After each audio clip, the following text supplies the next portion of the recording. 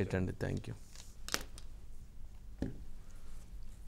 విల్లు ఎక్కువ పెట్టిన మాధవీలత, వివాదం చేస్తున్న ఓవైసీ. దీని మీద కొద్దిగా దాని మీద ఎలక్షన్ కమిషన్ ఎందుకని చర్యలు తీసుకోవట్లేదు అని ఓవైసీ గారు. మొత్తానికి సెంటర్ ఆఫ్ యాక్షన్ నడుస్తున్నట్లుంది వివాదం.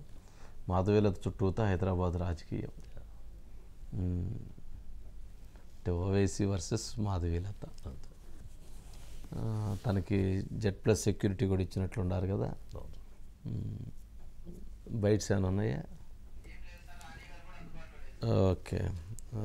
ఈవిడ ఎలక్షన్ కమిషన్ యొక్క అంటే వాళ్ళ యొక్క ఏదైతే కోడ్ వచ్చింది ఆ నిబంధనలు ఉల్లంఘించారు అనేది ఆయనది. కానీ జనరల్గా ఎన్నికలలో అన్ని కోడులు ఉల్లంఘించటమే, ఏ కోడు కూడా ఉల్లంఘించకుండా ఉండేటువంటిది ఏమీ లేదు. ఒక ఎంపీకి స్థానానికి సంబంధించి 2 లక్షల రూపాయలేమో ఖర్చు పెట్టాలి.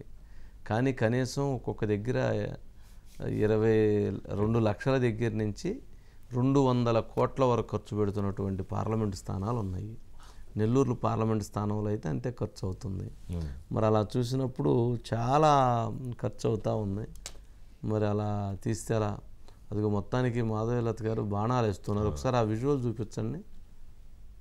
ఆ విజువల్ బాణం వేస్తున్న విజువల్.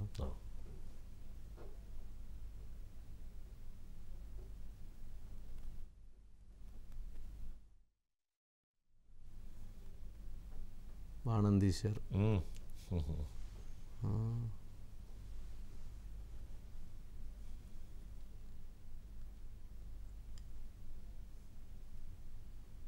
కానీ మంచి క్రేజీ ఆవిడ.